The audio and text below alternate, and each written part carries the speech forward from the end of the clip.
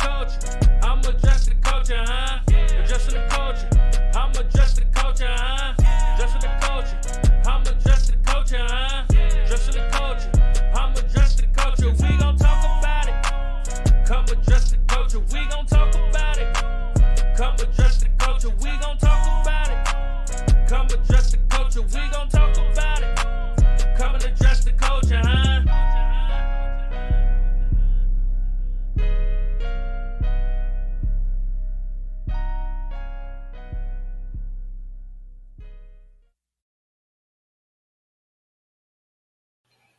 Brick by brick, you get your boy Big Wall, and you already know the vibes. Y'all already know what type of time we on.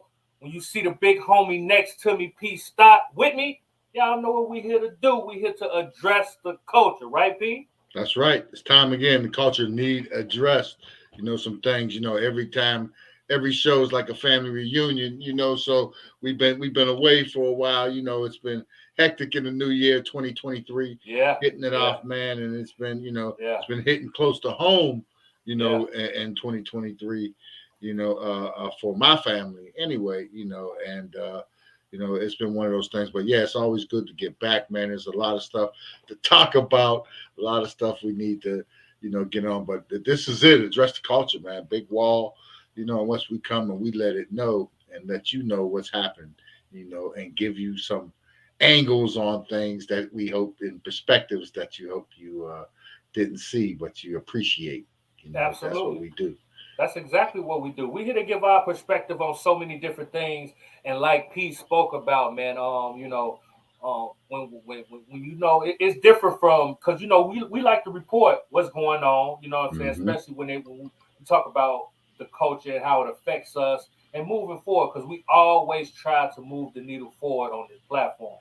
So we be telling these stories and but when these stories hit home and they hit a little bit more closer to who you are and your friends and your family, it hits a little different. You know what I mean? And we did have some stories where we know the people, we friends, because we know people. You know what I'm saying? So it's not the first time, but this one was a little different. You know what I mean? It hit close to home. The recent thing with the cardiac arrest of Damar Hamlin. That's our family, man. That's why, I'm grandpa. So, and be sitting there with his little brother and watch the game, man. It was like, an experience. Like it was like everything stopped. Everybody was, talking the game. We was like, yeah, good play. The ball just made the tackle, and we all looking. And I noticed like there was a Bills player down, and I seen the spikes. I knew it was Damar, and I'm like, oh man, that's Damar. So my thing was his little brother Damir. He was there, and once he starts seeing Stefan's face and the players' faces, because he knows all these guys, he knows these guys from being with his brother, his bro at the games. So on the field. So for that was the thing for me, man. My heart sunk, man. Everything stopped. My wife, we was with our other son and family and granddaughter and cousins, man. It was like it was like, man, unbelievable. Unbelievable what's going on. What's going on, man, to this perfect, healthy man. It's so crazy, bro, because like we all watched it. You know what I mean? Either they was watching the game or when the clips came in immediately, because social media is so fast these days. Everything moves kind of fast, But when I seen it, it was different, because he hopped up and then he fell, he collapsed, so you knew something was wrong. You know what I mean? And it kind of took it was different. It took me to that movie, Jerry Maguire. You know what I mean? You remember when Cuba went down and the emotion with the family was watching the game. You see what I'm saying? And when you told me what happened and how the family was all around watching the game, supporting Damar, he made a good tackle. He out there looking good. It's a celebration. You know what I mean? And how fast it could go from triumphant to tragedy. You know what I mean? So can you kind of like just walk us through the mind state of the family in that moment when y'all seen him and just just the impact that it had on your family. Yeah, and our mind state was unbelievable. And for me, everybody was shocked. Nobody could believe what was happening. We really couldn't see that everybody seen what we saw. So you couldn't see because the players gathered around, so you couldn't see CPR being administered. But you could see the players, faces. And like I said, my concern was keeping Damar straight and settled down. His little brother, because we were, like you said, you're watching the game. I've seen Damar at every level tackle backs and tight ends bigger than him that they fall on top of him on his chest and he rolls over on top of them and everything. So, to see that hit, that was like a routine tackle. And for that happened, because we were, like you said, it was at the family, everybody's going. Initially, we seen when the tackle went down. I didn't see when he actually got up and fell. I seen that replaced because you're in with family and everything else. Good tackle. We talking. Yeah. Then you see the player still down. You're like, who's that? What's going on? Just like that. It was like this is unbelievable. We didn't know what to say. There was nothing we could say, man. All you seen was tears and man, no, come on, pull. You had to sit there and wait, and that I think that probably was the worst part, the not knowing. Prayers started right away and everything. And the best thing for us is mom and dad was there. They were at the stadium. So they were at the actual game. They were at the game. Yeah, they were at the game. Both parents. They talk about Nina. His mom was there, but Mariah was there as well. So they were there the whole time. So, and that's the thing that got me. After everything, that transpired. And he was. It was at the hospital, and the little news that we knew. And it's like when I seen their faces, on the little the phone Snapchat, with the live video thing. When I seen their faces, it was like, man, my heart was again dropped again because just the amount of stress. It looked like they aged. That time for that stress for that period. Absolutely. When you didn't know what was going on, you didn't know what to expect, which way it was going to go. Because they administered CPR on the field, correct? That's the reports, what they said. That's what I said. You couldn't see because players was around it. The players saw, but you can see like Stephon Diggs when the tears was coming. Yeah. So you knew something, and you could hear, the announcers what they were saying. But in that moment, you really couldn't see. What they were doing, but you knew they was going out there. You knew the work. The coach came out there. Both coaches came out there, which I applaud both of those coaches, and everything, and for their actions that night and the way they handled it, for players' safety and everything, because no player's mind would have been straight to go back there. But good for Damar. You got Tyler Boyd and his family there in Cincinnati. That's Damar's, they're tight. They went to Pitt alumni, I think Tyler helped recruit them over there, so so that's a good thing. You got a sense of family with family there, and then, T. Higgins himself and his mom, they come through, people, pay their respect. So it's just a thing like, Mario said the best. It's like a lightning strike. Wow. That's how you described it? Mm-hmm. Wow. Mm-hmm. Lightning strike. So,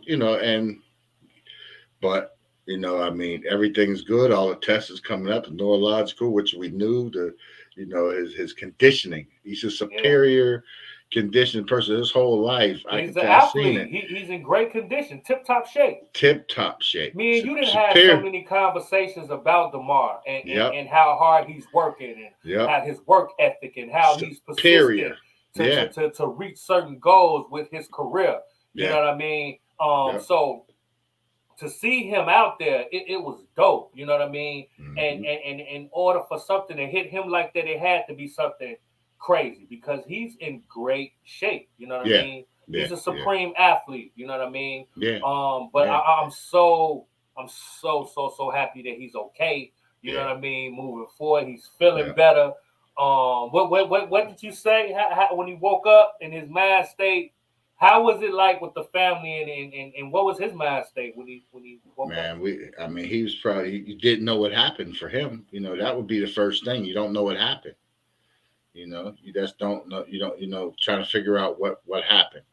Okay, for that time period, and then looking at the faces on people. I mean, that got to be the same thing. You wake up, you open your eyes, and to see your loved ones, and that's the worry, the stress, the duress on the faces. And I've been there. I mean, in my life with siblings and parents and everything. So, I mean, it's no feeling that can describe it. I couldn't imagine, man. I just sat down and be quiet, because I just know, man, everybody felt that way. Everything stopped. Yeah. Everything stopped. We couldn't do nothing, Yeah. And Damar was with us. The little brother was with us. So, and then he went with his grandmother, Debbie, and, with his little cousins, try to keep him his mind occupied. Yeah. Even though he knew, and he was my strength because he knew it. That's by his time, because he was worried, and I guess he got his strength from Dad. He was, but he was like, oh, he's gonna be all right. He's gonna be okay. I said, yeah, I know. You're right. He is gonna be okay. Yeah, he is. He is. And he was right on point. Mary kept saying, Bro's all right. They're gonna let him sleep for a day or two, couple days, and then they'll get him up. And I was cool. Okay, Mayor. Yeah. I'm with you. He's gonna be up and ready to go. I'm with you. And that's just what happened. Up and ready to go. Exactly what happened.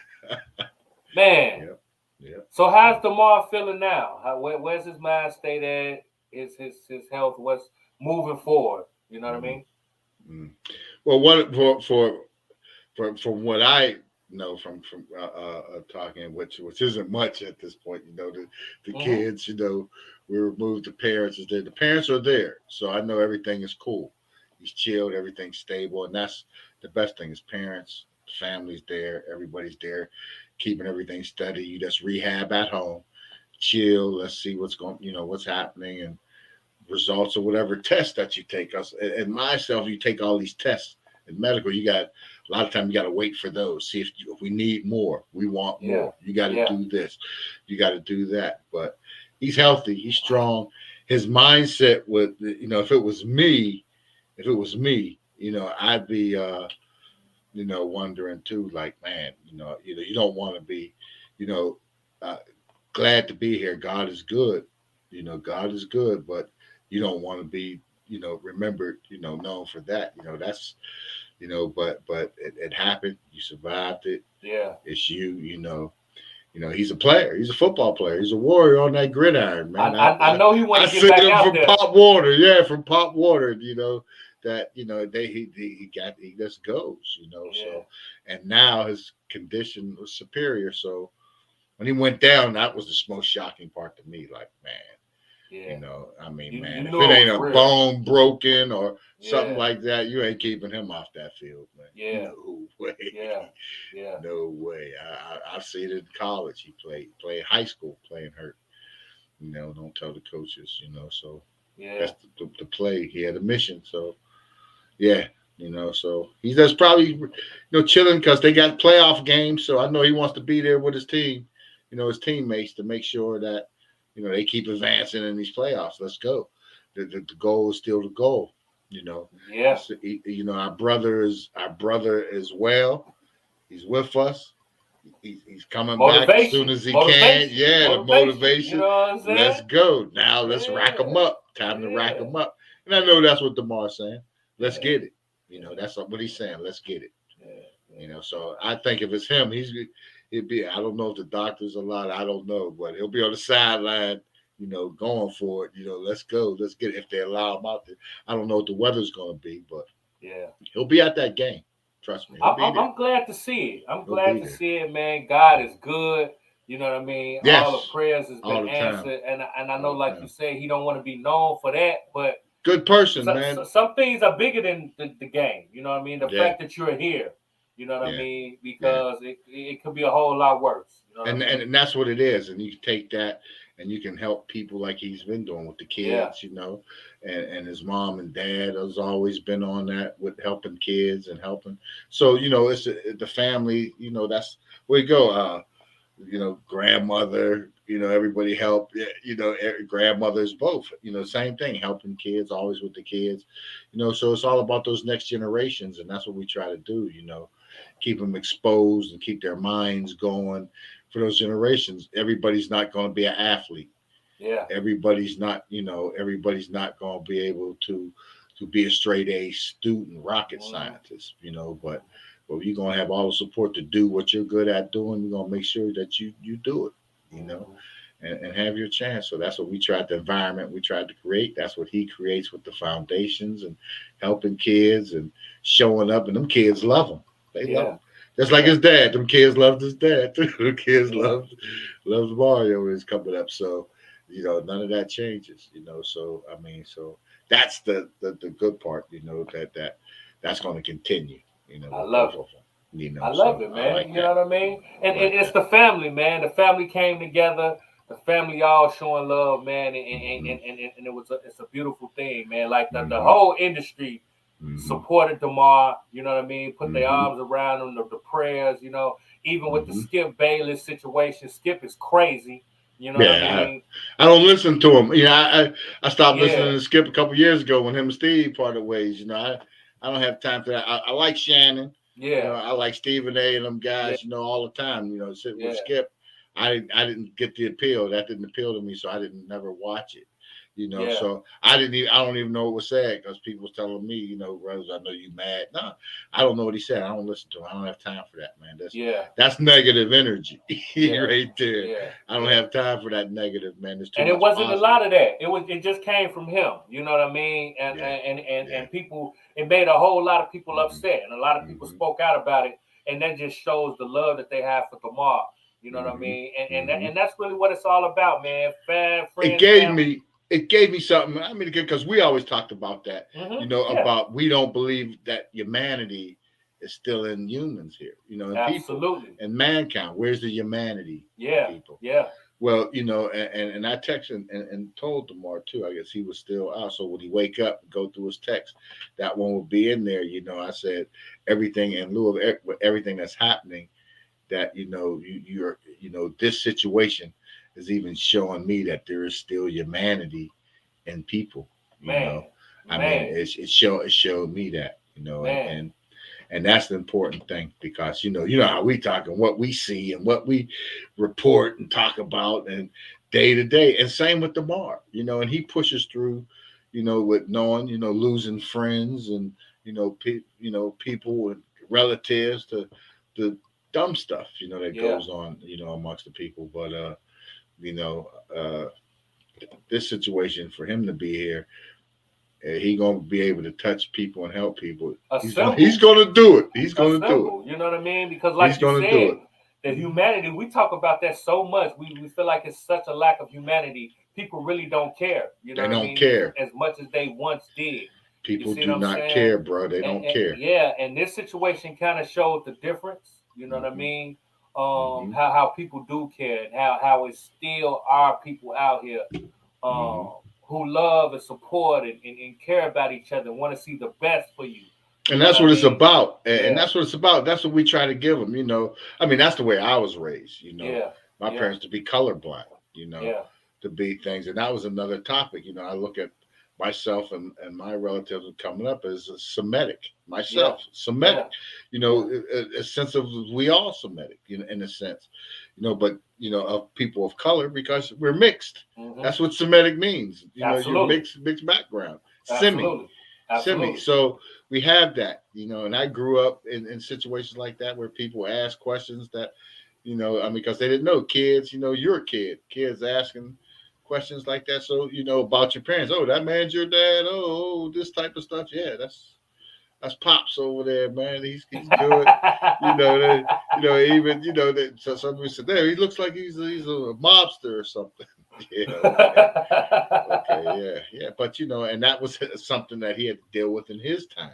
Yeah. With complexions and stuff amongst, all people, you know. Yeah. So Yeah. you know, so you know, we try. So we was raised to be colorblind for real, you know, to look beyond color, to treat people the way you want to be treated, you know, that type Do of unto thing. others. The golden rule, as they say, huh? Yeah, you know, Yeah. and just don't be stupid about Yeah. it, you know. Yeah. That's all. But you know, just learn to judge people and give everybody a fair shake the way you want to be shaken Yeah. fair, no matter green, brown, you know, yellow, you know, whatever, you know, because you know, people, we're here, you know, we're all humans. There's only one race. It's not a race. It's only one race. Yeah. So, you know, that's It's a race, and we the only ones in it. You know what I yeah, mean? yeah. No, there's things that we do as a group that we need to do to shore up ourselves. But you know, will it happen? No. You know, we talk about that always. You know how we talk about You it. know how we It's do all it. by design. And we're gonna keep talking about it. You know It's what I all by mean? design. Yes, we are It's all about design, addressing the culture. addressing the culture, man. P, I couldn't have said it no better. And you know, here on Address the Culture, y'all all know, y'all been in tune. We got our culture shot segment. You know what I mean? We talk about things that's going on in the culture. That could be a shot. You know what I'm saying? It might not be a shot to y'all. It'd be a shot to us. Really, you know what I'm saying? Yeah. Yeah. So we're going to talk about it. You know what I'm saying? Yes, and we today on the Culture Shot, man, we got that boy Nick Cannon and Mariah Carey. Nick P and Mariah. Mariah. Nick and Mariah. Mariah. Mariah. Yeah. Look, Yeah. Mariah Carey wants primary custody of the twins with ex-husband Nick Cannon after he welcomed his 12th child. PStock. Denied. Denied. Sorry, Mariah. I mean, listen, that he's the father of them twins. You know. Yeah. You keeping them away with the custody stuff doesn't change that fact. So he's, you know, Nick. I mean, listen, I think his kids are the oldest. They're like 11 years old. Yeah. So 11, 12. So they're the oldest in the thing. But Mariah had to know or have a sense of what Nick was about. You know, because you up and close personal. Nick was about it. Nick was about having a tribe. He wanted a tribe. You know, he got the money. I guess in his mind, I can afford it. You know, so for the ones he can, I can afford it. You know, so I mean, and he just, you know, I mean, that's what that man chooses. But Mariah to cut him off because of that is selfish. You know, and I don't think that's going to happen, man. But look, they saying, you know, now this is what the streets are saying. You know what I'm talking about? It's not necessarily just about the 12th child that because he having so many kids, is because he's not spending enough time with the twins. You know what I mean? He in and out of their lives. He's not a consistent presence in the twins' life. So she's saying she feel like she should just get primary custody and he could tap in and out. You know what I'm saying? So I mean, that has been the narrative. You know, when you have so many kids that even though you got the money don't make you be there. You know, money don't make you be around. You know what I'm saying? So maybe it's like, and that's what everybody's saying. Then why do it? Why ask for custody? I mean, you know, he's always done that. You got custody already. You got custody. You got the kids are with you.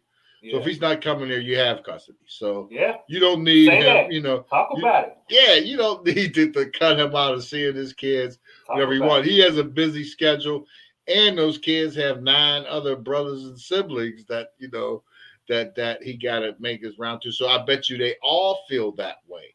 Let me all of those mothers probably. That's what I see. You picking up on my vibrations, Pete. Yeah. You know what I'm talking about. Let me ask you this, man.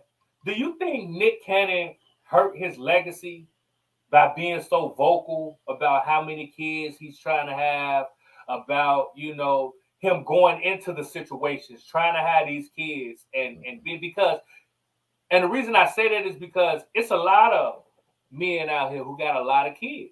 Yeah, you see what I'm saying? I know some. Yeah, I know a lot of them. You know what I'm saying? We got kids in the 20s. Man, come on, man. Yeah. You know what I'm saying? Even celebrities out here with a lot of kids. You know what I'm saying? But they're not being ridiculed like Nick Cannon is. Like, do you think it was a mistake for him to come out vocally about his lifestyle and what he was trying to do? Because that seems like that's what everybody talk about now when it comes to Nick Cannon. Yes. Yeah. Some things you got to remain private. Keep it to yourself. You got to have some sort of privacy. Don't let somebody figure it out. Then just give them the wink, the smile. The old nod, the wink, the smile. But man, I mean, I understand, and what I know now. Mm-hmm. I mean, it's stuff that I know now. I understand. I understand Nick. Mm-hmm. I understand. What he's doing and what he wants to do. And if doing it all over again, if I was him at that age and the amount of wealth he had, I'd be Johnny Appleseed all over the place too. Have your legacy stranded. I'm talking about. But and then you got to look at who are these women, because there's still women that's getting relationships and having children with them. So what are their angle? This is my angle to be, to have a little notoriety. You're going to be taken care of a little better, live a little better, but you still got to have your own hustle, your own lane. You can't sit there and worry about what he's doing. He's working. He's providing for his children, working, and you, and the best way he can to make the best out of the only life that you get and try to live his best life. Yeah. So I'm all I'm cool with with Nick and Mariah. I'm sorry. There's a lot of red question marks, and that pass too. That it makes you ask stuff. But I understand what she wanted. She wanted somebody that wanted to be home for Christmas and with the kids. But she got a man. She with somebody. You know what I'm saying? She's with somebody. Yeah, she's with somebody. She's with somebody. Go on and live. Leave Nick Cannon's kids out of it. That's between you and Nick Cannon. You don't got to go to court to get custody, whatever. You have custody. They're with you. So, I mean, anything else to me is what they call overkill. She's just, I don't know. I mean, she feel maybe she got relevancy, want to be relevant in the news, whatever. Women to rally around. Man, listen, man. I don't know about that. You know what I'm saying? Let's be clear. You know what I'm saying? Like, Mariah is a different type of chick, but I don't think she's doing this for clout. You know what I'm saying? Mariah is Mariah. Not for clout. Not for clout. She have enough projects. What she's doing now, enough activity to have the kids, and it's probably something that Mariah is probably true. I'm not saying this, Mariah, that Nick ain't doing his responsibility or what he's supposed to be doing, but I mean, he's you see everything he's doing. He's building a legacy for those children, as well as what you got. It's all about, they talk about the generational wealth, having generational wealth and building that for your next generations. That's what he's doing. He's building generational wealth for his kids. You have a dozen of them, 11 of them now so far, 12 of them so far. Nice little family unit going forward. Make sure they all know each other. Yeah. Make sure they all know each other. Make sure they all know each other's past and history and names and communication and who their mother is. Their mother. I ain't mad. I'm not mad at it. You know what I'm saying? If you can afford to support your kids, and if you want to have a lot of kids, man, do your thing. Because there's too many guys out here now, man. I know guys that have a lot of kids like that and don't have Nick Cannon money. Absolutely. And don't take care of them. And don't take care of them. And don't take care of them at all. Don't take care of them. And got another one on the way somewhere. That's that's what happens, and I get it. And I'll respect that. I think that's corny. You know what I'm saying? If you man enough to have the kids, you're supposed to take care of them. Take care of them. Be present. Be present. Yeah, absolutely. Be present and show up and be there for them kids, whatever. But it's dope though. Like, can you imagine having that many kids, and when they all grow up, you got a huge family. Yeah. You know what I'm saying? Like, I'm not mad at it. You know what I'm saying? When it all come together, man, and your kids have kids and grandkids. And man, you have a huge family. A huge family. And that's what I ain't mad at that. No, that's what I think he wants. Yeah, that's exactly what I think he's looking to accomplish, and he's done it. Yeah, and like you said, I'm not mad at him at all, man. more power to him, man. Get it. Hit it and get it, you know. I mean, and it's all, and it's the women, you know. I believe there's more women in the world than men. So, I mean, I hate to say it that, you know, women, you know. But I believe he had like 2 or 3 with one woman. Like one, he got 3 kids, and then the other one he got like 2 or 3. Then he got 2 with Mariah, then another one with 2, you know, or 1. Like I think it's like that. Like, you know, he's not finished though. He's not finished. No, he's not finished. He's not finished. He definitely not finished. You ain't heard the last of Nick Cannon. No. It was at one point he was dropping a baby every month or every other month. You know what I'm saying? One was coming. Yeah. You know what I'm saying? So he out here knocking them down, man. Shouts out to Nick. Shout out to Nick. Shout out to Mariah Carey too. You got custody, Mariah. You don't need to get courts involved. You got custody. That was a great point. That was a great point. Because if he's not showing up like he's supposed to, you got custody. You know what I'm saying? Yeah. So, shouts out to everybody involved because they all grown, so they know what they're getting themselves involved in. Let the people live their life. But we definitely gonna keep you in tune with this story and any other story coming up. We talk about Nick Cannon and his huge family. You know what I'm saying? That's right. That's right. And we're going to keep it going, man. Speaking about family, you know what I'm saying? We got the YSL Rico case. You know what I'm saying? When you got family like this, who need enemies? You know what I'm saying? Young Thug. Man. Young Thugger, man, got the Rico case. And all of these guys, man, they Gunna. You know what I'm saying? Gunna. I'm gonna tell. That's his new name. I'm gonna tell. Gunna start thinking about his own thing, which, you know, I mean, and that's the thing. You know, you go in there and start looking and start thinking about, and it's probably stuff he's being attached to that he don't have nothing to do with, you know. But with that being said, you know, if you're putting it in your lyrics to your records anyway, you know, everything is out there. And that's what they're doing. That's the new thing. They're going back now. They're listening at your records and they're investigating. Okay, let's go check that. They've been doing that for a while. They've been doing that for a while, but now they've been doing that for a while. But now they're showing up. Showing up. That's how they do. Yeah. They do it for a while. You know how they do. So when they show up, the only thing you can do is lie. You know, I mean, so Gunna had a good lawyer to talk sense into him, I guess. You know, I mean, not as far as going down with the team, that Rico stature, man. Listen, he ain't built for it. You know, and he's not the only one, man. All them guys starting to cooperate. You know what I'm saying? Yeah. But let me ask you this: when we just talk about black and white, you know what I'm saying? Snitching, not snitching. Mm-hmm. We talk about what Gunna did on the stand, because we've all seen the video at this point. You know what I mean? Would you consider that snitching? What Gunna did? Yeah. No. You don't? I mean, I guess if he's a co-defendant, listen, snitching, if you partake in the crime with whatever went on and get caught, and then you tell to save yourself, that's snitching. Right. That's textbook snitching. If you're a co-D, that's snitching. Yeah. If you did, you with the prosecution. You're with Yeah. So in your opinion, do you feel like what Gunna did it's falls snitching? In the line? It's snitching. Do it fall in the line of snitching? Yeah, I guess you can say it does. You know. Yeah, that's how I look at it. But like I'm saying, we don't know if he really committed those crimes, if he really partaked or knew or whatever went on in them crimes for him to say, "No, I'm not doing it." But see, they asked him, "Is YSL a gang?" Yeah, and he said yes. Mm-hmm. He said, "Do you know of them doing criminal activity?" He said yes.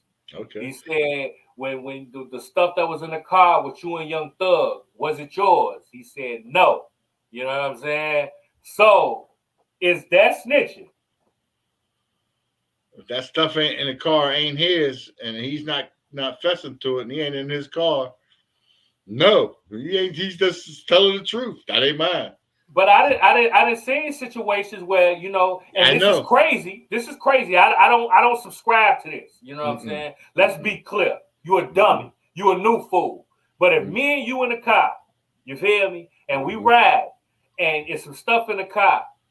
The streets say if you put the stuff in my car, the streets say I'm not supposed to tell the police that it's yours. I'm supposed to take the charge with you.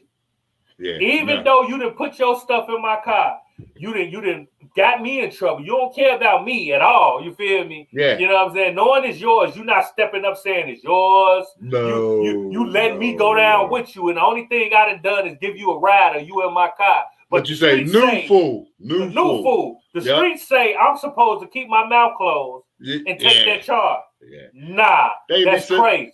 That's crazy. You a new fool. You know what I'm saying? Because if your guy whose stuff it is gonna put it in your car and not gonna try to step up and take his charge, I'm supposed to take his charge? That's no crazy. Way. I'm not taking that charge. No, but that's what he's supposed to have did. That's what the streets say he's supposed to have did. You know what I'm saying? So when we talk about that one, the streets laws say he was a snitch. But in my mind, that's not snitching. I'm like that's crazy. But when we talk about them asking, is YSL a gang?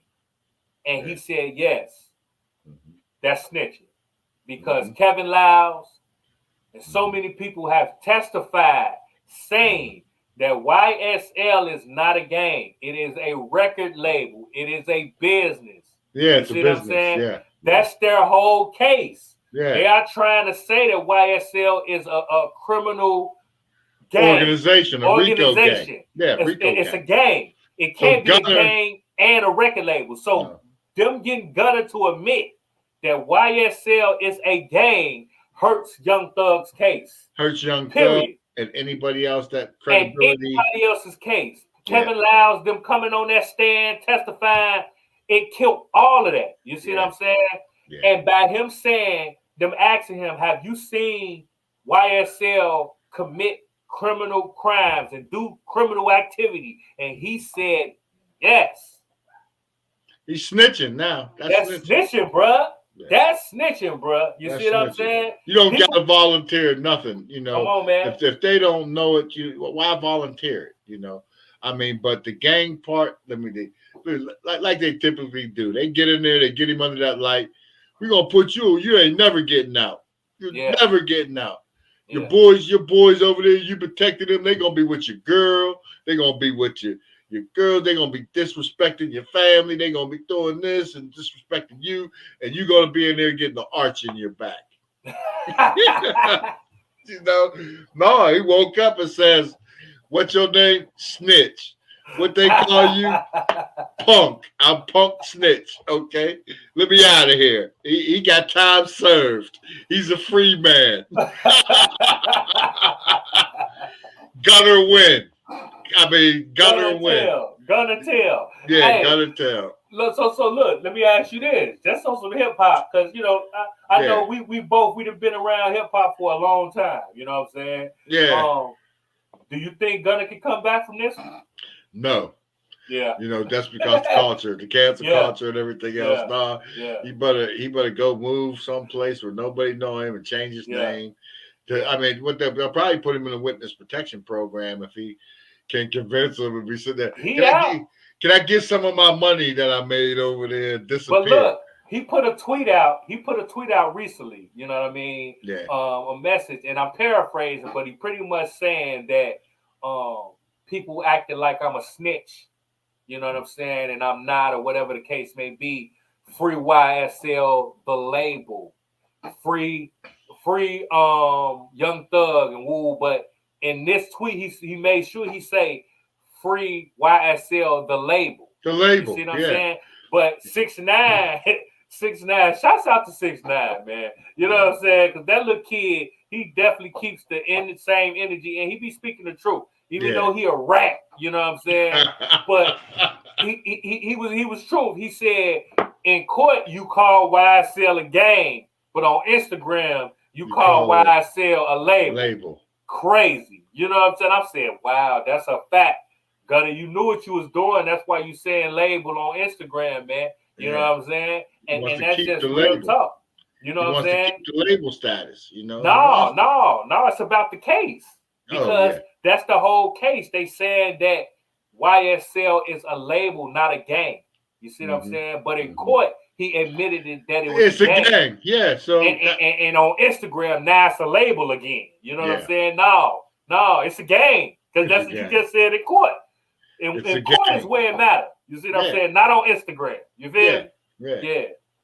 So that's what he's trying to do. Trying to say it's a label. He's trying to stick it back to the label. He ain't know what he did. Yeah. He tried to flip it back to the label. No, it's too late. You just said it's a game. You know what I'm saying? And that's gonna hurt. I don't care what nobody say. That's gonna hurt Young Thug's case. You see what I'm saying? Yeah, it's gonna keep Young Thug locked up. Yeah. But Young Thug not even getting no offers. They want Thug. Yeah, that's who they want. You know what I'm saying? Yeah. They trying to hit Thug with like 60 plus. Yeah. Like they trying to make sure Thug don't never get back out. You see what I'm saying? Yeah. And that's what it is, man. It's crazy, man. And again, I'm not condoning violence. You know what I'm saying? I'm not condoning none of the nonsense. Let's be clear, because it's too much going on. You see what I'm saying? So I'm not here trying to make it seem like whatever they allegedly done was okay. You know what I'm saying? Let's be clear, because it's not. You know what I'm saying? But I don't know what them people done. You know what I'm saying? But I am a believer in, if you're a part of the situation, you take your time. You see what I'm saying? Like if you was involved in certain activities, you ride with the team. You see what I'm saying? You ride. Like you don't snitch. Now, if it's certain situations, I'm not taking nobody's charge. I'm not that car situation. I'm not taking your charge, cuz. And if I'm a snitch, I'm just a snitch. You know what I'm saying? Just a snitch. I'm just gonna ride that out, because the streets not gonna take care of my family. No, I'm taking your charge. Streets don't pay bills. Come on, they don't pay your bills. Come on, man. The streets not gonna raise my kids and be there for them and take care of what I need while I'm in here taking your charge. So for certain situations, you need to do what you need to do. You see what I'm saying? But if it's something that you took a part of and you was involved in, and things don't go your way, you take your time and you close your mouth. Take your time, yeah. And that's what it's coming down to. You know, people, it's always that there was a saying always have, don't do the crime if you can't do the time. Yeah, absolutely. That's the thing, so you get out there. But on the flip side of all of this, that legal system and that justice system and dealing with it and everything, to me, is for suckers, because you can't win. Either way, law is called practice. Yeah. So they gonna flip it and make it fit to get you, no matter what they want to do. Talk your shit, and you won't be able to do a damn thing about it, because they control the laws and the content, the context, the whole 9 yards. Yeah, laws all fake. It's not balanced. You're not getting a fair one. You're not, none of it. You can't. So once you dabble with that and get into it, you got to deal with that. It's a fool's game. You're a sucker dealing with that stuff. In my opinion, that's a fact. That's the way we came up. The old heads told us, if you get locked up, you're a sucker. And it's one of those situations that money can move the law. You know what I'm saying? If you got enough money, you could beat certain cases. You know what I'm saying? And they don't have enough money to beat these cases. Yeah, they don't have enough money. They don't want Thug money. They want Thug locked up. Yeah, they want him locked up. And it's crazy that you said, like, in your era or whatever the case may be, going to jail was for suckers. You know what I'm saying? Yeah. It was a point in my era where going to jail was cool. You know what I'm saying? Never cool. But I know what you're talking about. You know what I'm talking about? Like, and I never understood that. Never understood that. Yeah, Going to school was lame. Graduating was lame. Anything positive was lame. But going to jail, out in the streets, getting shot. Oh my God, you get shot and live. Oh man, you the man. Like everything negative was looked at as a strike and something good for the streets. You know what I mean? And it's all a facade. You know what I mean? And that's one thing I'm not even gonna lie to you. You know what I mean? I'm gonna be all the way 100 with you. The fortunate thing is coming out of this RICO case. You know what I mean? Yeah. Because God works in such mysterious ways. When 6ix9ine did it, everybody made certain excuses. Oh, he wasn't really a gang member. Yeah. Why they put him involved in that street activity? He don't tell. He's a civilian. Yada, yada, yada, yada, yada. You see what I'm saying? Yeah. But now that it's YSL and these street dudes and These are people that everybody like. You know what I'm saying? Yeah. And it's showing the culture and it's showing these kids out here, man, that look, this street talk and these street rules, it's a facade. Mm-hmm. It's a facade. You know what I mean? It is it's a facade. Everybody play this game like they super tough and they super gangster. And don't get it twisted. It's a lot of gangsters out here. It's a lot of killers out here. It's a lot of people out here that mean what they say and say what they mean. You know what I'm saying? Yeah, and that's real talk. And they gonna take their time. You see that's what I'm saying? Talk. Yeah. But if you're not built for this, this not the lane for you. Leave it alone. If you not gonna do what you do and take your time, this not the lane for you. Because you're going to get yourself in a situation and everybody tells.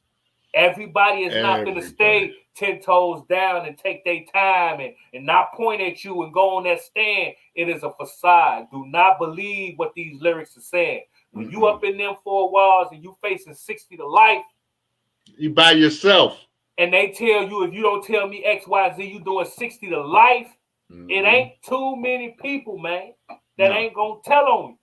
I don't care how long you know him. I don't care what y'all done been through. I don't care if your mama used to pick him up and your auntie used to come get you and y'all went to ain't none of that. Y'all, I don't care about none of that. You see what I'm saying? And I think this is a situation. They needed a dose of reality. Yeah. These kids really need to see. And I think it's going to, in the long run, it's going to do more good than bad. You see what I'm saying? Yeah. Because a lot of these kids out here in this new generation, bro, a lot of them looking at Gunna like he ain't no snitch.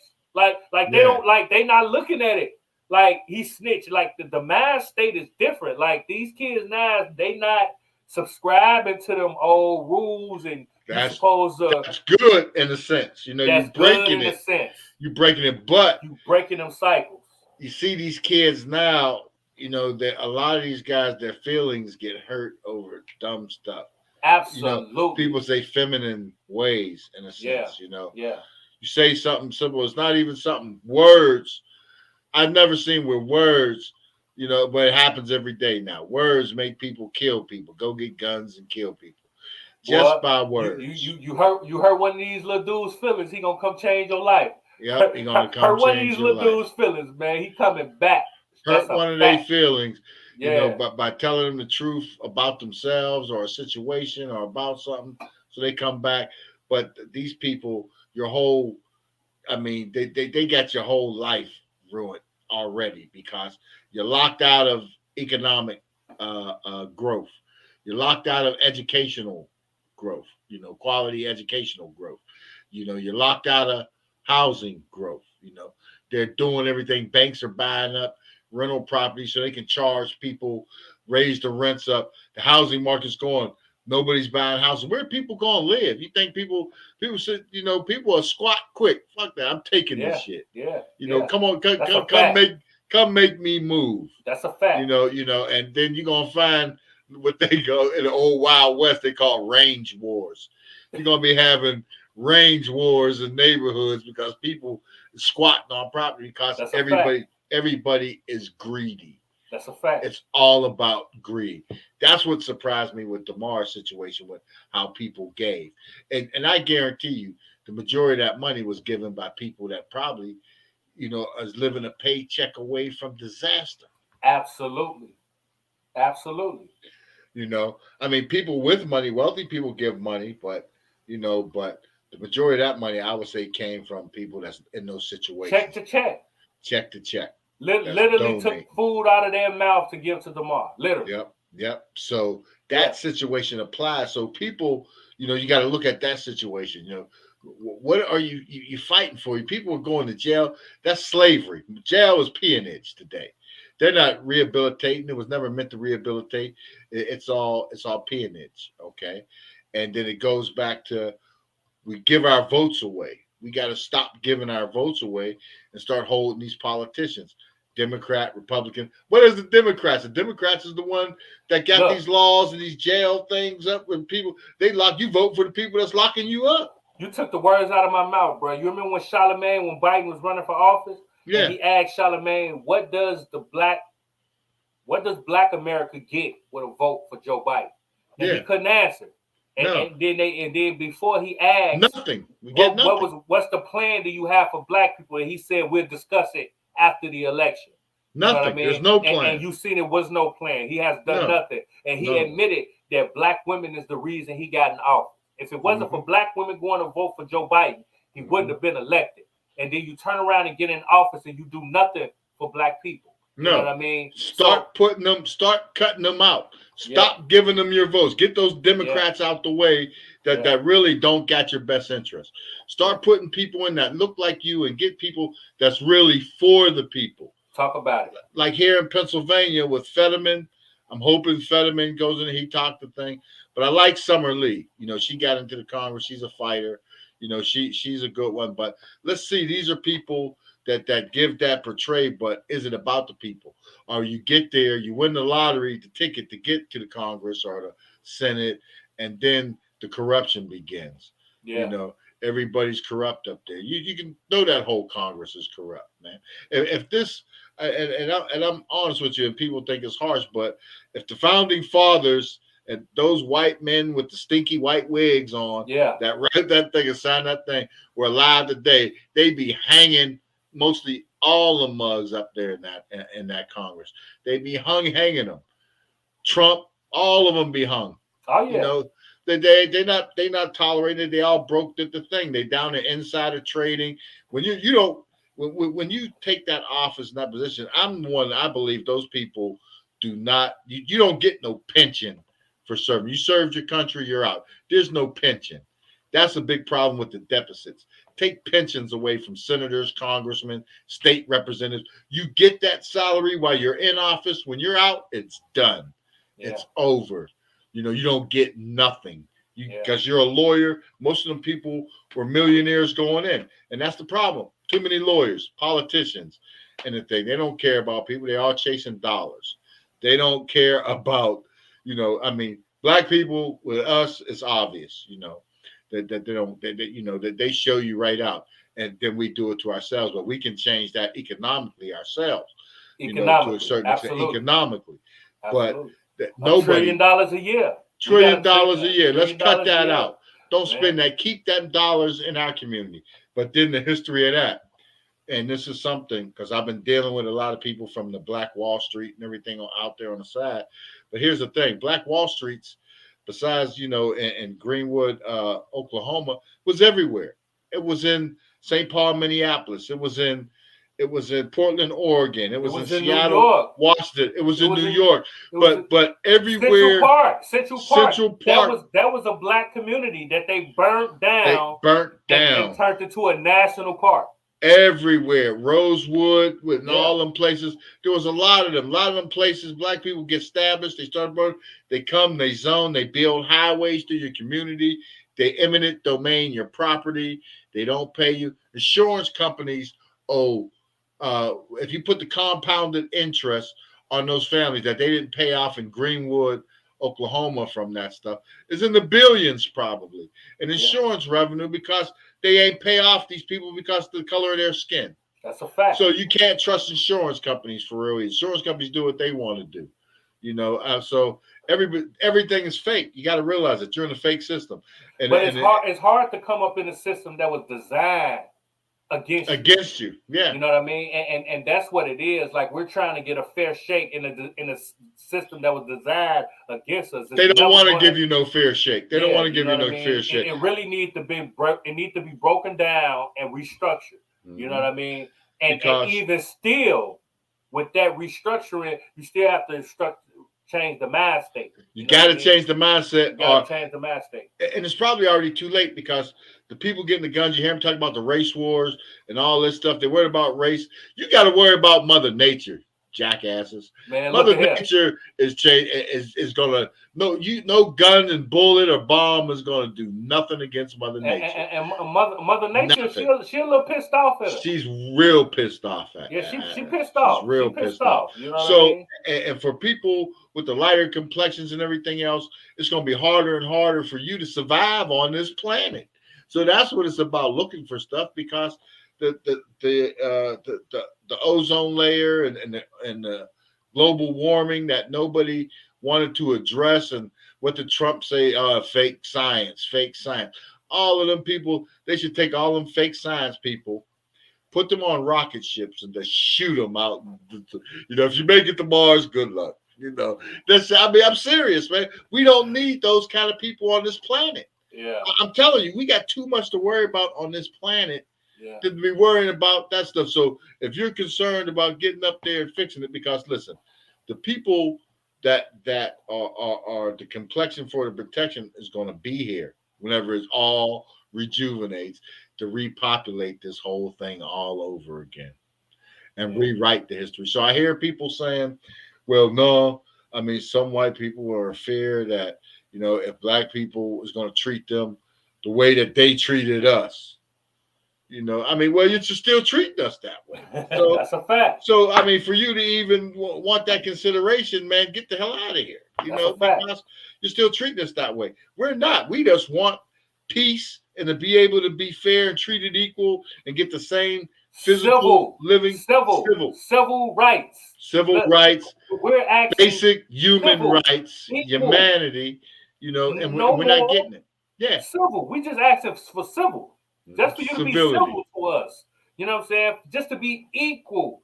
And that is too hard and that is too much for a lot of people on this planet. You know what I mean? Like they say, man, you worried about the wrong thing. There's so many other things going on that should be taking precedence over our thinking as human beings. But we're sitting here going insane, losing our lives over the color of the skin. Something that don't matter. Something that don't matter. It's no thing. We got to save each other. We know the truth. We know the history. Yeah. If you want to hide the truth and call it critical race theory and don't want your kids, you're depriving your children of learning the truth about this planet and this earth and the true creation that they sit there in class and teach you. So, and I'm stumped by it. And I mean, it's good to be proud of who you are and your heritage and everything. I'm all for that, especially if you're not hurting people and you're not degrading people. Yeah. You're not anything, but to sit there and talk about this white power and all this stuff and doing things when you sit in science classes that you pay thousands and billions and millions of dollars a year for your kids to go to school, and they teach you that's the lowest gene out of all the human gene pool. So how do you get superiority out of the lowest gene in the gene pool? Yeah. So we're not even, you know, with that being said, that's not even no thing. Civility. Yeah. We don't care. We taught the world everything from the beginning anyhow. Yeah. Everything, the science, the math, everything came from, you know, African people. Yeah. Dark-skinned people all around the world. And they don't want to accept it. They want to fight it. You know, they're afraid the most brutal slavery in the history of slavery was the past 500 years from it started in 1492. It's not that old. Before that, color didn't mean nothing. Yeah. It didn't mean nothing. So it's that greedy group that got addicted to sugar and want to control everything that destroyed millions and millions of people, you know, to satisfy cravings and then enslave people in brutality. We never ripped people's kids away from their kids, you know, from their families and sold them. We never broke up families and stuff like that, you know, from any type of thing, you know, and you don't want to talk about it. That's what you did. You got to admit it. That's the problem. You don't want to admit what you did and how brutal and how wrong it was. You want people to forget it. We can't forget about it because you're still treating us that way. Absolutely. Nothing's changed. But like you said, they don't want to accept it. But one thing for sure, they're going to hear it. Yeah, right, Mother Nature. On Address the Culture. They're going to hear about it. Here. We're going to talk about it. We're going to address it. You know what I mean? Everything that's going on in the culture, the good, the bad, and the ugly, and everything in between. Y'all already know the vibes, man. Look, it's so much going on in the culture, you know what I'm saying? And just like P said, you know what I'm saying? Mother Nature's upset, you know what I'm saying? There's so many things that's going on, but we're glad that throughout it all, you know what I mean? We were seeing signs of humanity. We're seeing people take accountability for certain activities and doing certain things in the right way, you know what I mean? And that's really what we want, you know what I mean? It needs to be a lot more of it, you know what I mean? But you got to start somewhere, you know what I mean? And we're going to address it and we're gonna talk about it right here on Address the Culture. You know what I'm saying? For real. Yeah. Address the Culture. That's what it's at, we're gonna do, man. So we appreciate everybody for tapping in with us, staying with us. You know what I mean? We're moving into the new year, 2023. We got so many different things coming. You know what I mean? Y'all already know me and P. We got some shows lined up. We got some people that's gonna tap in. Some you know, some you need to know. You know what I'm saying? But you know the vibes. We gonna be right here every Thursday, right here on Address the Culture, powered by ihiphoptv. Shouts out to everybody that's tapping in with us. Just TV. Shout out. You already Culture know. Gang. Come on, man. Culture Gang. You already know the hip hop vibes. Yeah. Come on, man. You know, Philly Jams 95.3, Jams 95.3. We syndicated on the radio, man. We appreciate everybody for tapping in. You know what I'm saying? So we're gonna be back next week. You know what I'm saying? Tapped in, and we're gonna do what we do best. We're gonna address the culture, right, P? Yes, we are. Address the culture right here. You already know. So I'm your boy Big Wall. I'm your man PStock, yo. Here we go. And this is Address the Culture. And like I always say, your culture makes you who you are. So make sure they respect it. We're gonna catch you on the next episode. We up out of here.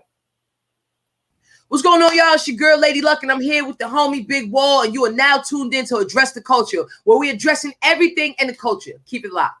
What do you think is some of the biggest misconceptions when we talk about just modeling, taking pictures, and pursuing? Because there's a lot of them out there. That were easy. So I feel like it's just how you speak to people. And if you don't talk down to people, if you talk to them like, you know, maybe try it this way, or how about this?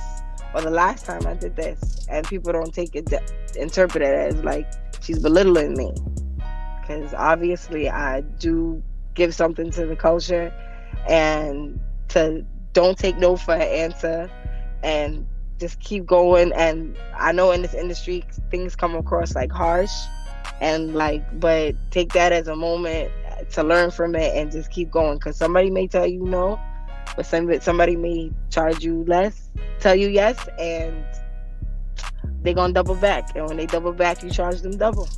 That's all you could be. So I'm trying to make sure I break that barrier. If I could do both, I could be both. How many times a day do you think about sex? I'm thinking about it right now. Talk your shit. All right, it's your girl Ronnie Cake, and I just did my interview with Big Wall on Address the Culture. If you haven't tapped in yet, do that. Big energy, great energy. Oh, man, because the bar game crazy, man. I see you over there going crazy on the project. You know what I'm saying? Appreciate it, man. Yeah. Just being consistent, you know what I'm saying? Understanding where I want to go musically, you know what I'm saying? Now you spoke about a team, man. And I know you work with the Networking Queen. You know what I'm saying? I work with the Networking Queen too, my management. Shouts out. Yes, you already know the vibes. So when I was coming up, it was all about getting a record deal. Facts. You know what I'm saying? It wasn't about building your own label and your own thing from the beginning.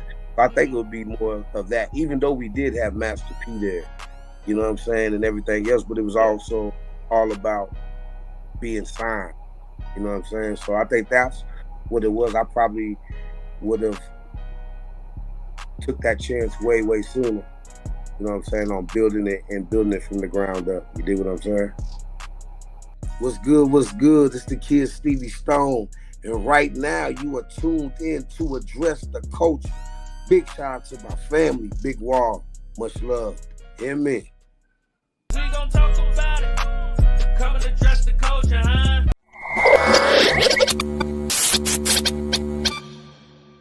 Hey guys, here we are, season 2. What a grand opening, huh? CEO Stu Mahan and Rita Ross Joyce. Good choice. Welcome them both to the show. How are you guys doing? Welcome to the show. I was in Marine Corps, and I was driving down the street, and I saw this sign. I think it was said Ed Parker for karate, something like that, West LA. Mm-hmm. And I went inside, and the teacher, Damian or something. That was my first teacher. Danny and the Son. That was my first teacher, and that's when I started meeting Master Parker, Chuck Sullivan, and all those guys. But that was my real introduction to the martial arts. And I would like my legacy to be one that empowers other women and young girls to protect themselves, to heal themselves. Could I say one more thing? Yes, sir. Absolutely. Hit us with your wisdom and your knowledge. It's all day long. Absolutely. All day long. Let's go. I have brought into existence a science for fighting that is based off of